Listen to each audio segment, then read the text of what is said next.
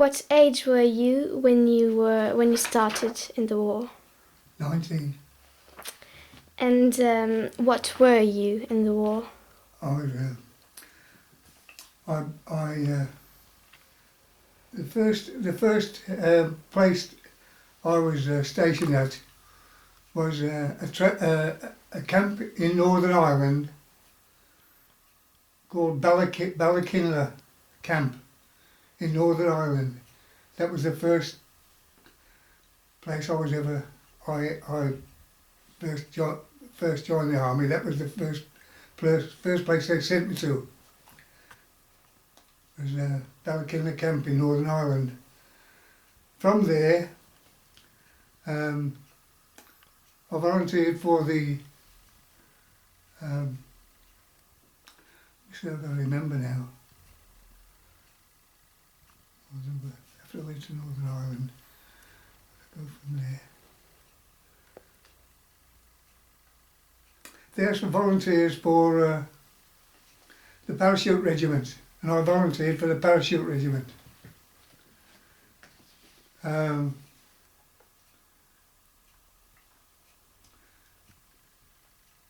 what is the parachute regiment? My regiment was a parachute regiment. I was the parachute regiment. I belonged to the 5th. When I was in the parachute regiment, I belonged to the 5th Scots Battalion, 2nd Independent Brigade of the Parachute Regiment.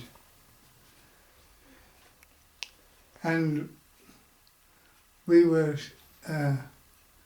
destined to go to the landings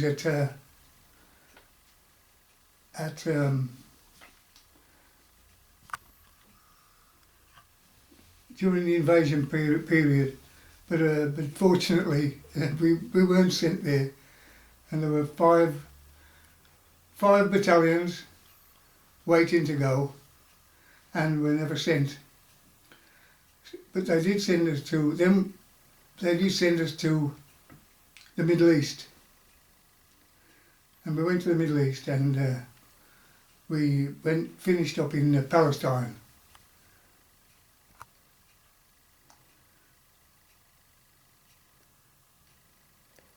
And that's where we were in Palestine. And the parachute regiment is they told us, what they definitely told us was the parachute regiment was nothing special. It was just a method of transportation from one place to another. Mm-hmm.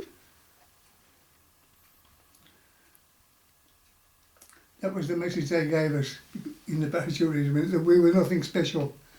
we just used the planes as a method of transportation from one place to another.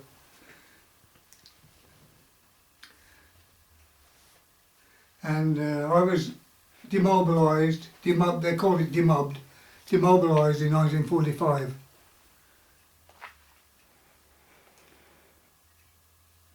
From Palestine, the Middle East. And what did you eat generally? Oh, well, the army food. Yes. Oh, the army food was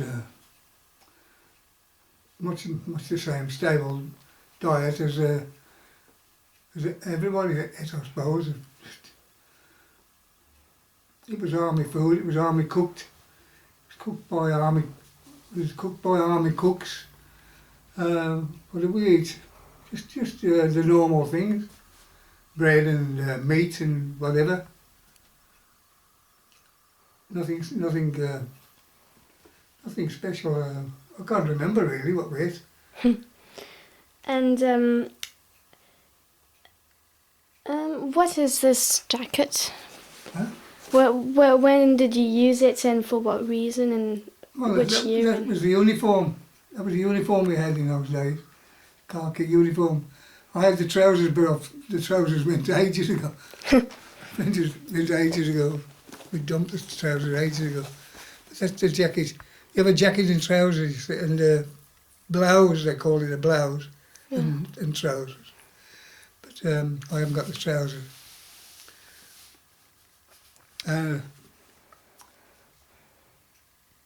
that was the uniform that we had. We had two uniforms. We had the khaki uniform, which is that one, and we had what they call the denims, a denim uniform, and that was a uniform we had when we had to do some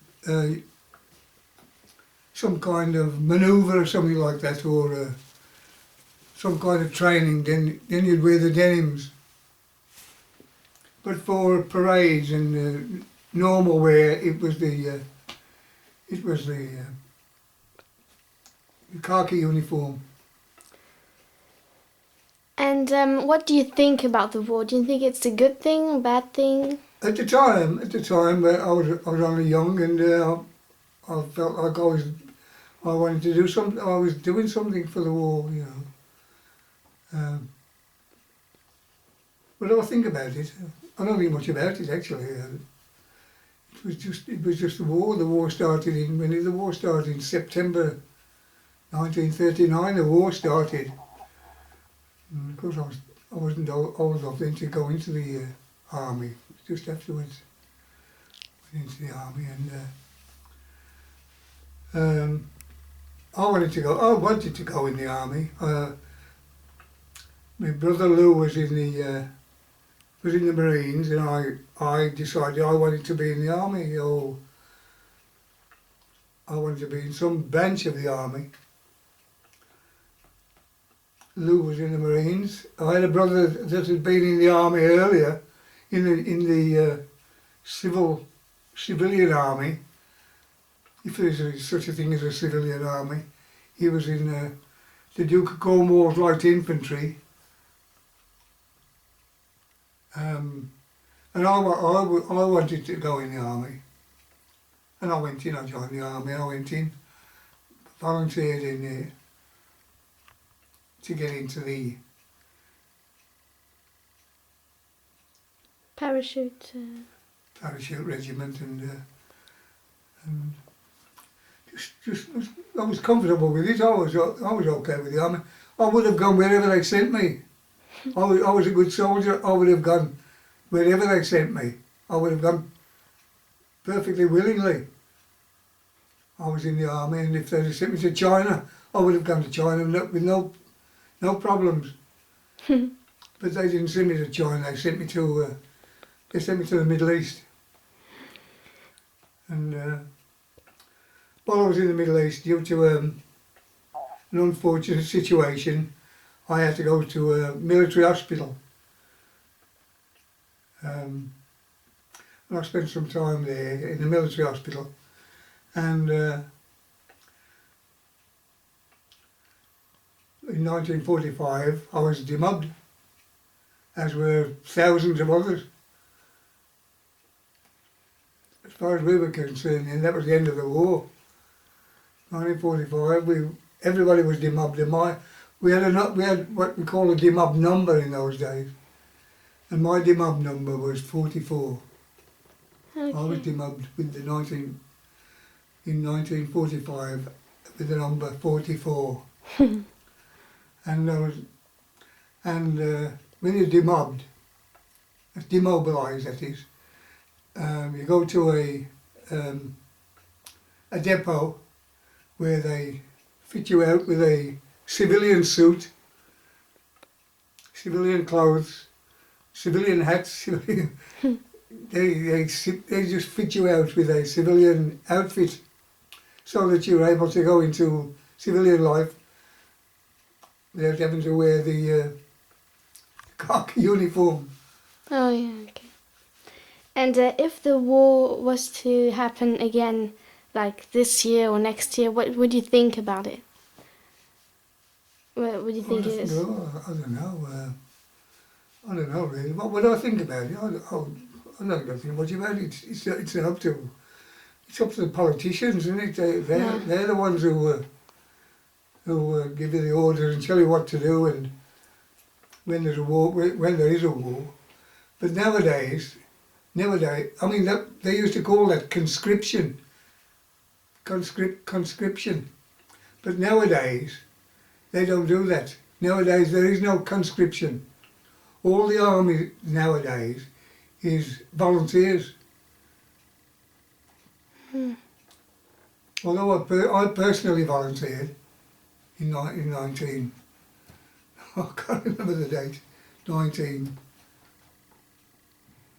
I can't remember the date. And I think Lou volunteered, and but of course at the time there was conscription, so when you get to a certain age, with conscription, when you get to a certain age, you would have been called up in the army anyway. There was no option. Oh yeah. They called you up and you went. Well, I said there was an option, because at the time there were what they call I can't remember what they call it now, jobs that you could have. A job that you could have was an important job, an important kind of job that made munitions or whatever. And if you had that kind of a job, then you were exempt from military service. What else can I tell you? I can't think. And did you actually kill people yourself? No. personally? No.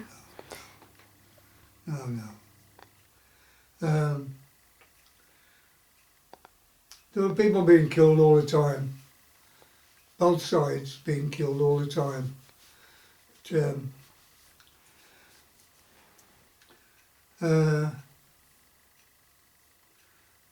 nobody wants to kill anybody, I don't think. Nobody wanted to kill anybody, but it had to be. But it was wartime, and you did what you were told, and that's it. When they told you to do something, there was no option. You had to do it. And if they told you to go somewhere, you had to go. And if you didn't obey, what happened? If you didn't obey, then there were court law, there were military laws. I don't want to talk about that.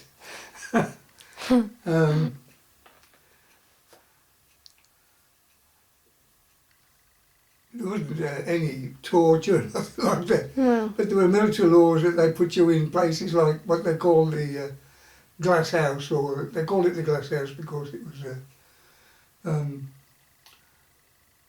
a military prison. Okay, I see. And this wasn't very nice for anybody. No, I suppose so. And how did you really live? So did you sleep in beds and things like that, or? Well, the first place that I was when I was first in the army, we went to a place called Hungerford in I think it's in Hampshire. And we were stationed there, and there were 44 people, 44 men in that hut. There was,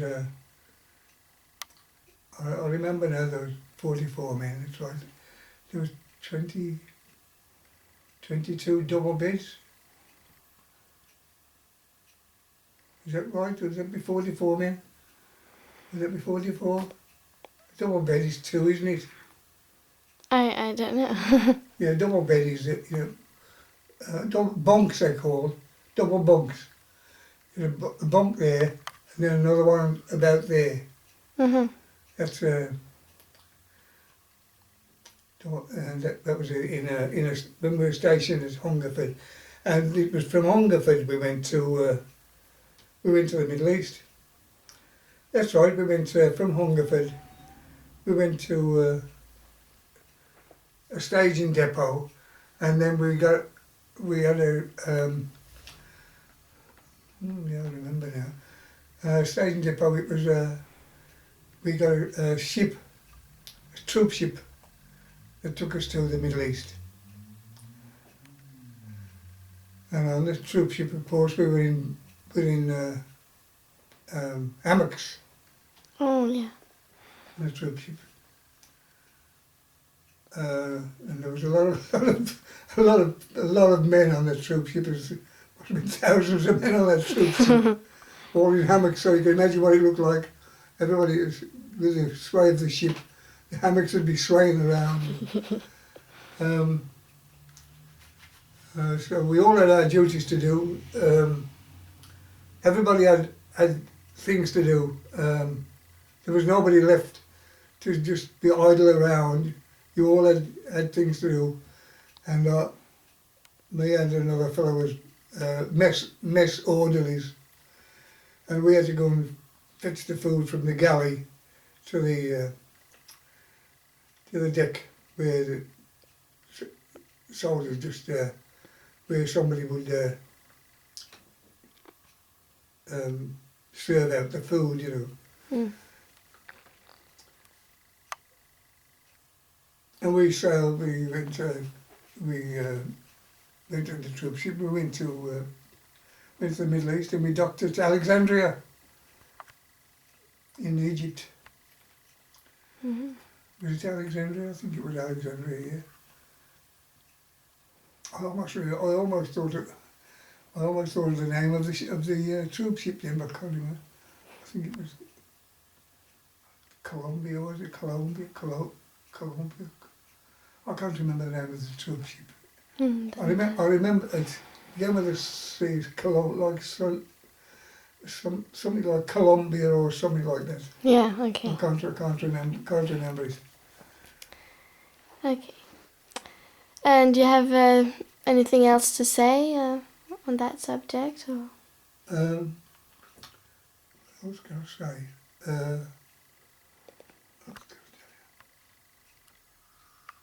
I enjoyed being in the army. I can say that. Really? I enjoyed being in the army. It was a good life. Really? Yeah, I enjoyed it. I enjoyed being in it. It was a good life. Okay. Well, it was a good life until you got shot, I suppose. No, but no, it was a good life. I enjoyed being in the army. I enjoyed being a soldier. Oh, well, that's good, because not everyone likes being in the war. No, well, I enjoyed being in the army. I enjoyed being a soldier. Okay. I had some good friends in the army. Lost them all now. They'll all be as old as me now, perhaps we're older.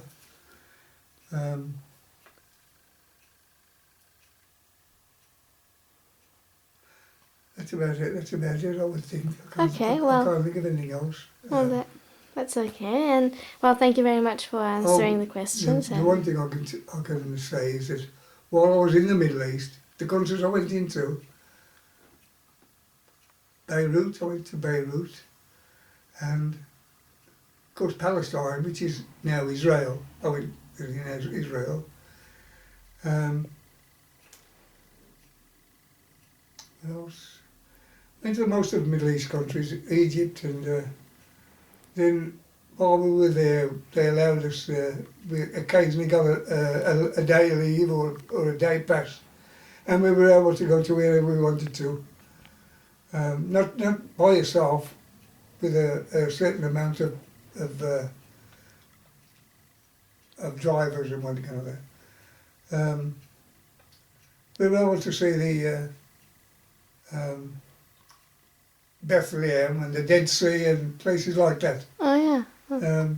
Various places that